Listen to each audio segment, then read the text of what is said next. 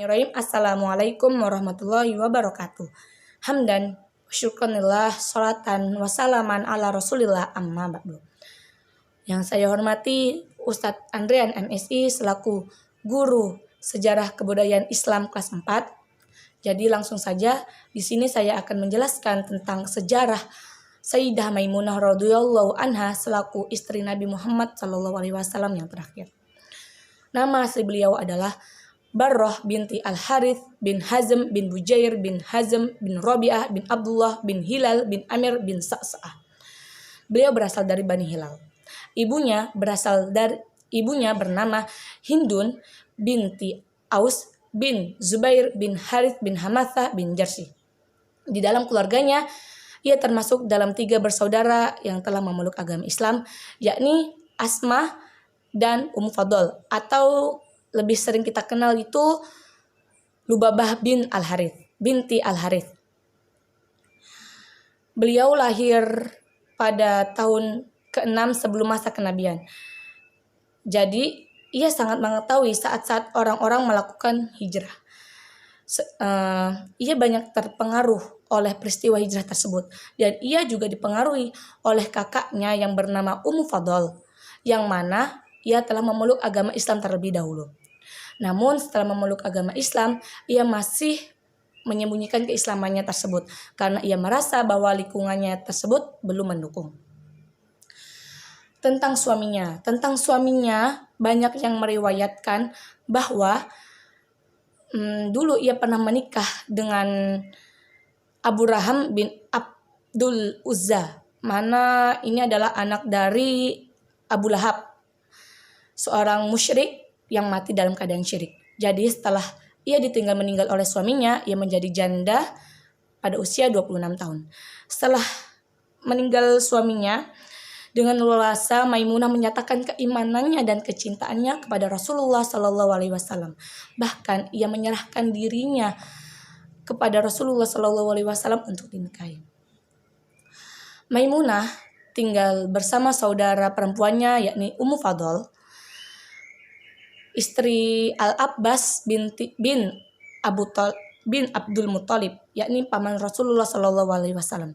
Kepada kakaknya, Maimunah menyatakan bahwa kesediaannya dengan setulus hati penyerahan dirinya kepada Rasulullah SAW. Yang mana kemudian kakaknya ini memberitahukan kepada suaminya tentang berita tersebut. Lalu suaminya tersebut, Al-Abbas, menyampaikan berita tersebut kepada Rasulullah SAW.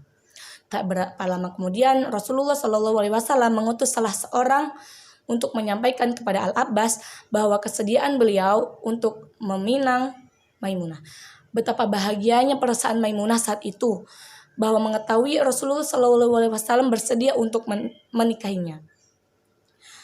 Pada tahun berikutnya setelah perjanjian Hudaybiyah, Rasulullah SAW beserta kaum muslimin hendak melakukan umroh. Sesuai perjanjian, beliau diperbolehkan untuk menetap selama 3 hari.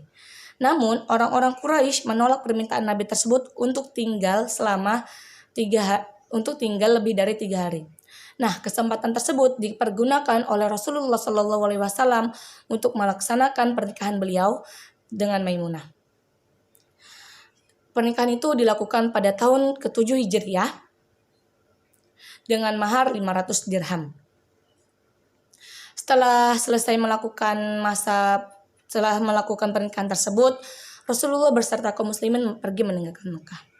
Maimunah mulai memasuki rumah tangga Rasulullah SAW dan beliau menempatkannya pada kamar tersendiri.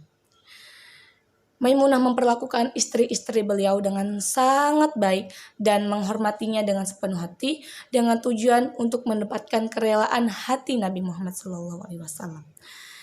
Tentang Maimunah, Aisyah pernah berkata, "Demi Allah, Maimunah merupakan wanita yang sangat baik kepada kami dan menjaga silaturahmi kepada kami.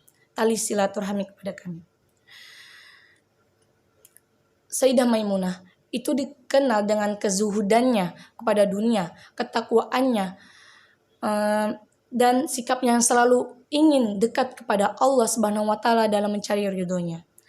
Ia juga pernah diriwayatkan bahwa ia memiliki ilmu yang sangat luas. Pada masa kekhalifahan Muawiyah bin Abu Sufyan, di suatu tempat yang bernama Saraf, ia merasa ajalnya telah dekat. Lalu ia meninggal pada usia 80 tahun, yakni pada 61 Hijriah.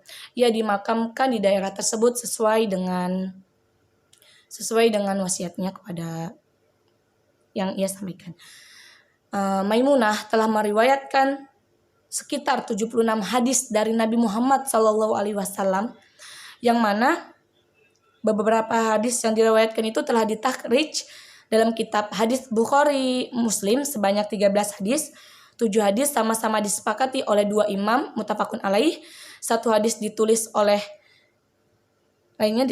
Bukhari dan 5 hadis lainnya ditulis oleh Al-Muslim. Mungkin cukup sekian penjelasan tentang sejarah Sayyidah Maimunah yang dapat saya sampaikan. Kurang dan lebihnya saya mohon maaf. Apabila ada benarnya, itu datangnya dari Allah semata, dan apabila ada kurangnya, itu datangnya dari diri saya sendiri. Syukron, wabillahi taufiq wal hidayah. Wassalamualaikum warahmatullahi wabarakatuh.